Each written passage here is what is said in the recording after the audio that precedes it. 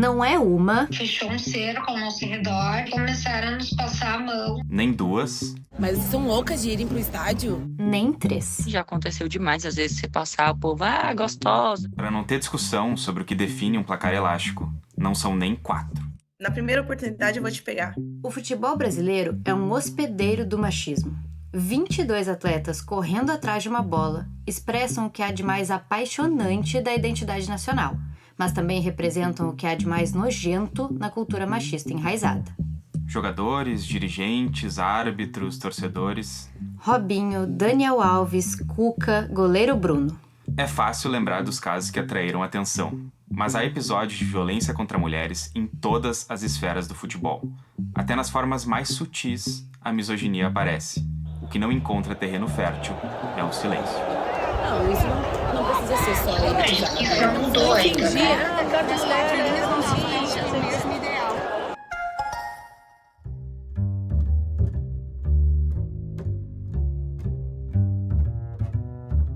Eu sou Marina Selbach. Eu sou João Pedro Secchini. E este é o Jogo de Corpo, uma produção de alunos e alunas de jornalismo da FAMECOS. Nosso podcast investiga as relações do futebol com o machismo, as cicatrizes não curadas e as vozes de resistência.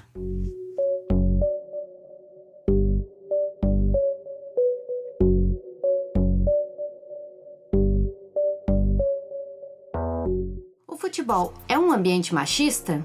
Há quem duvide, mas desde o começo o esporte exclui. Quando introduzido no Brasil, o futebol era praticado só pela elite branca. Homens negros e mulheres eram meros espectadores. Tem um ponto na história brasileira que é determinante para a criação de uma bolha masculina no futebol: a proibição da prática feminina em 1941. O motivo para a restrição tinha relação com a suposta falta de compatibilidade entre o futebol e a natureza feminina. Médicos refletiam o conservadorismo da época, dizendo que o futebol prejudicaria a fertilidade das mulheres, ajudando a carimbar o estereótipo de gênero.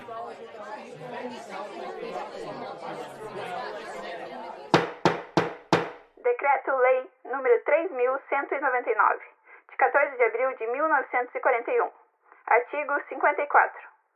Às mulheres não se permitirá a prática de desportos incompatíveis com as condições de sua natureza, devendo, para este efeito, o Conselho Nacional de Desportos baixar as necessárias instruções às entidades desportivas do país.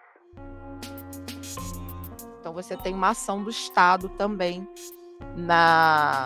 no processo de vigilância e proibição e cerceamento do corpo de mulheres.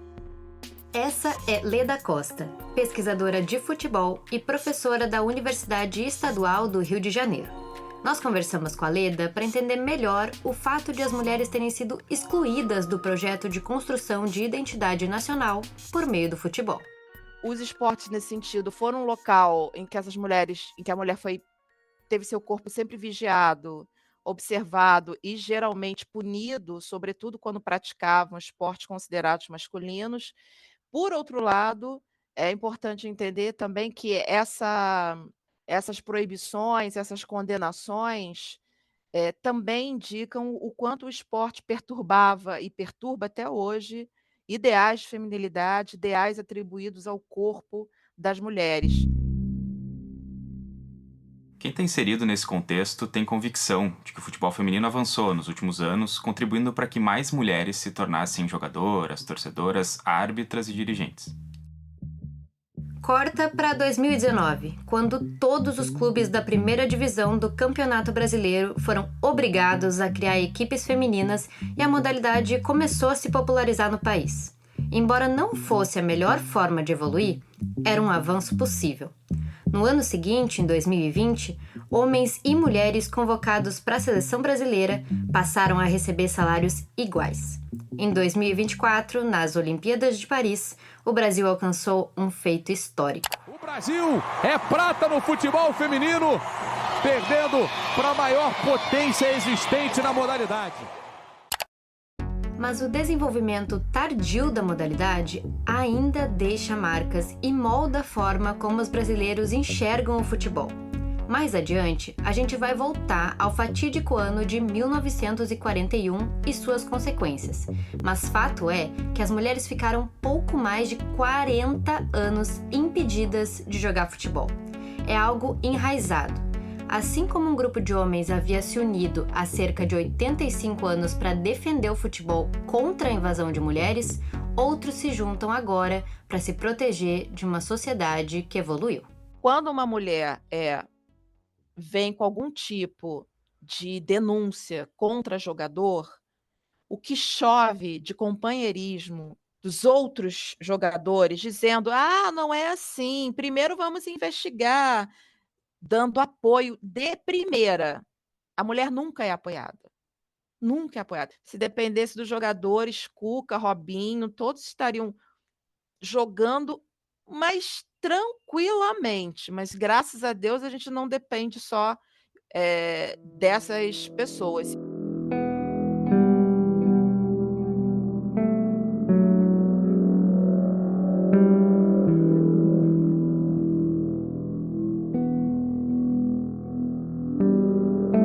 Exemplos mais atuais, como lembra a Leda, mostram o quanto o machismo ainda está presente no futebol. É um mal que parece incurável, mas várias mulheres pelearam muito para que a modalidade desse passos mais firmes agora.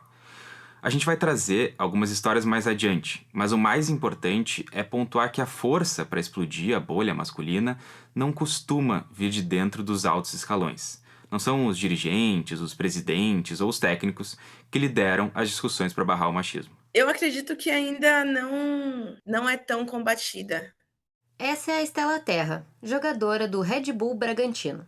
A zagueira lembra um caso ocorrido no Santos para ilustrar como a inquietação frente à misoginia não é um assunto central num dos mais tradicionais clubes do Brasil.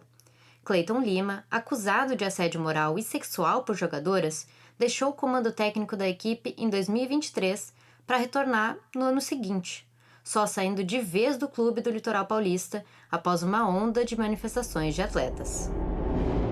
Mas Estela não precisa ir tão longe para exemplificar o quão hostil o futebol é para as mulheres. O caso que a jogadora relata a seguir, você já vai ouvir, é da partida entre Red Bull Bragantino e São Paulo, no dia 15 de maio de 2025, pelo Campeonato Paulista Feminino. O árbitro envolvido é Juliano José Alves Rodrigues.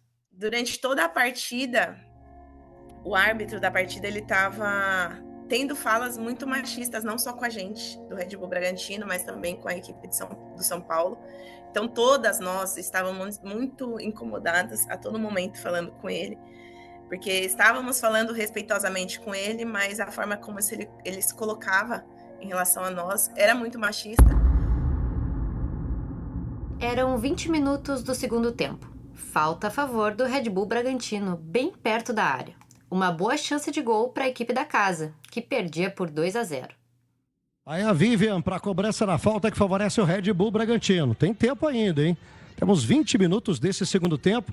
4 jogadoras do São Paulo na barreira. Aí a cobrança da Vivian, que defesaça da Ana Bia! Espetacular no cantinho esquerdo, ela vai na ponta dos dedos. Antes da cobrança, as imagens da transmissão mostram Estela erguendo os braços e fazendo gestos. Conforme o novo protocolo da Federação Paulista de Futebol, quando uma jogadora cruza os 2 braços formando um X, significa que está denunciando um caso de discriminação e o árbitro deve interromper a partida. Não é bem o que acontece. Ele virou para as jogadoras de São Paulo e falou assim: nem fala comigo, porque qualquer coisa que eu falo com vocês ficam falando que eu sou machista. Daí eu falei: só o fato de você estar falando isso com elas, você já está sendo machista. Daí ele veio para perto de mim e daí ele falou: na primeira oportunidade eu vou te pegar. E aí foi quando eu fiz o gesto, né? Fiz o gesto, fiquei verbalizando alto o que ele tinha me falado, mas ele não parou a partida, ninguém parou a partida, né? Porque por mais que o delegado estava ali, ele não podia parar. E aí, enfim, a partida continuou. Eu tive que tomar muito cuidado com as minhas ações, porque a qualquer momento ele poderia me prejudicar, né? Dando um cartão vermelho, enfim. Mas ele ficava, a todo momento, depois disso, ele ficava me olhando, ficava me encarando, e eu falava para ele, não adianta você me olhar assim, você não vai me intimidar. O olhar mais sensível só veio da colega e, naquele contexto, adversária, a jogadora do São Paulo, Aline Milene. Stella se preparava para dar uma entrevista depois do jogo, aquelas bem clássicas, de beira de campo. Uma decisão fez com que a denúncia ganhasse corpo, ao menos entre as atletas. Felizmente, eu pensei muito rápido em falar com a Aline, que é a jogadora de São Paulo, se ela poderia ir comigo, porque poderiam falar, né? Poxa, tá falando isso porque perdeu e isso e aquilo. Daí eu chamei ela, porque ela também ela é a capitã do São Paulo e ela também estava muito incomodada com a ação. E aí nós fomos juntas, né, para falar sobre a corrida. O meu episódio foi um do que aconteceu e, na verdade, foi quem se manifestou, porque ele virou para mim e virou, na hora certa eu vou te pegar. E trouxe até a Aline aqui. Eu acho que é um ponto muito importante a gente, né? Eu já fui falar com a Stella porque eu acho que é um momento que a gente não pode, e não pode isso acontecer mais no futebol feminino. Quando a Stella faz esse gesto, acho que eu até falei do banco, eu falei, vamos parar. Eu acho que quando os árbitros, os homens vêm apitar a gente, eles acham que eles podem falar da forma que eles bem entendem, e não é dessa forma. Acho que tem que haver um respeito muito grande. A gente vem tendo jogos com mulheres, eu acho que é muito respeitoso. Depois do jogo, o Red Bull Bragantino e São Paulo repudiaram a atitude do árbitro Juliano José Alves Rodrigues e manifestaram solidariedade às atletas. Posteriormente, eu fiquei sabendo que esse árbitro estava de reciclagem por conta de atos no masculino. E no futebol feminino, será que é o lugar de árbitros assim se reciclarem? Eu tive audiência, né, sobre essa questão.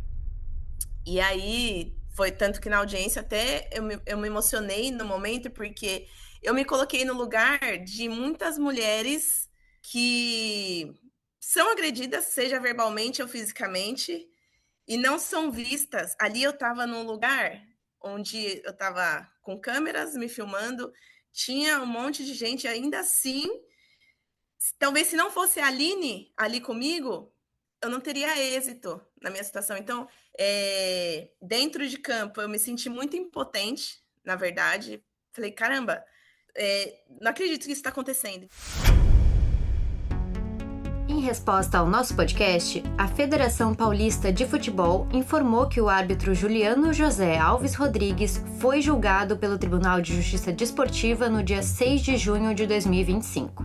Ele foi punido com base no artigo 273 do Código Brasileiro de Justiça Desportiva, que trata de atos com excesso ou abuso de autoridade.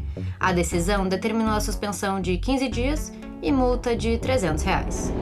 O árbitro voltou a apitar só 9 dias depois da condenação. Questionada, a Federação Paulista alegou que ele já havia cumprido parte da punição durante o período em que ficou suspenso preventivamente. No total, Juliano ficou afastado de 16 a 29 de maio.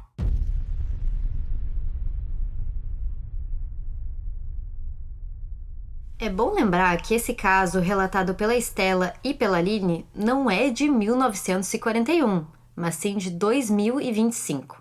O que se pode ver é que não há uma preocupação real e atitudes contundentes que lutem contra o machismo no futebol. A Leda, professora da UERJ, que falava com a gente no início desse episódio, volta para explicar o que acontece. O argumento é de que não se pode esperar muito de uma instituição que já teve presidentes, sim, no plural, acusados de assédio contra mulheres.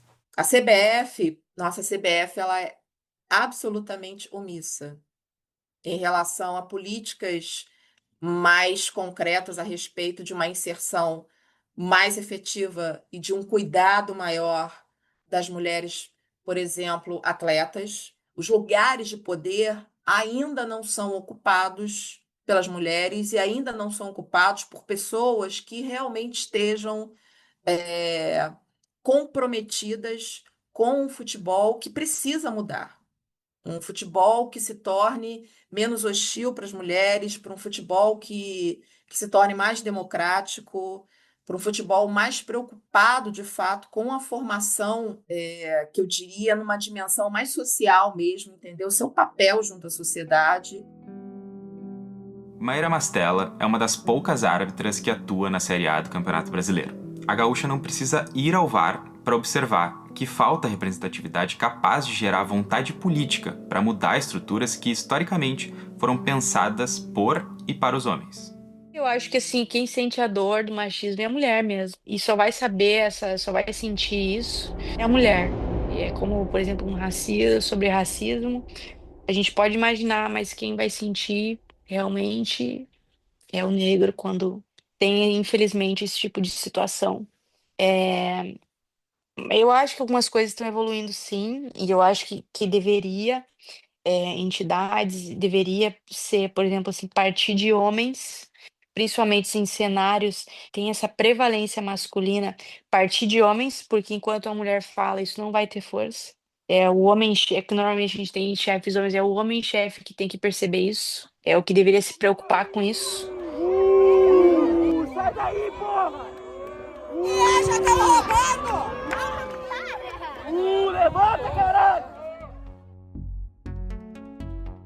Não tem mais como segurar presença feminina nos ambientes. Por mais que tenha pessoas ainda que sejam resistentes a isso, não cabe mais não ter mulheres, pelo fato de ser mulher, sabe? Então, pode ter momentos mais trancados, mas eles vão passar, porque a gente vai conseguir ultrapassar essas barreiras.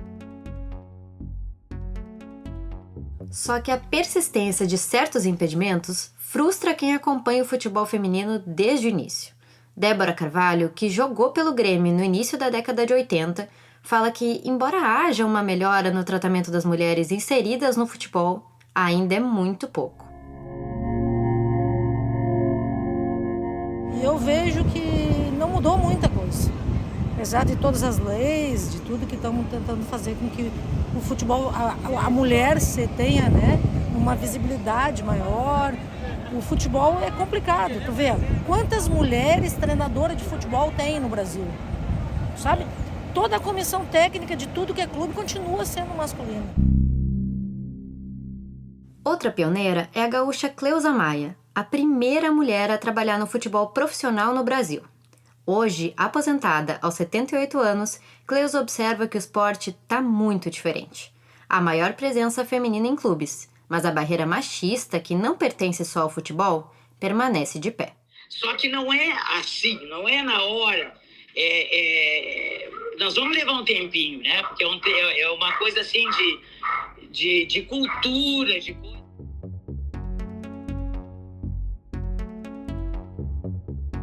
No próximo episódio, Maíra, Débora, Cleusa e outras pioneiras do futebol vão contar suas histórias. São mulheres símbolo de resistência que entraram em campo quando apenas homens batiam bola e faziam gols. São mulheres que tiveram que fazer o dobro, o triplo e enfrentaram os mais variados tipos de preconceito para romper os paradigmas de uma bandeira silenciada. Olha, nós vamos morrer, essas que estão jogando vão se aposentar, vão morrer e não mudou nada. Eu sou a Marina Selbach. Eu sou João Pedro Cecchini. E esse é o Jogo de Corpo. Nesse episódio, a gente usou áudios da Record TV, da TNT Sports e da Cazé TV. Também participou Richelle Rodrigues.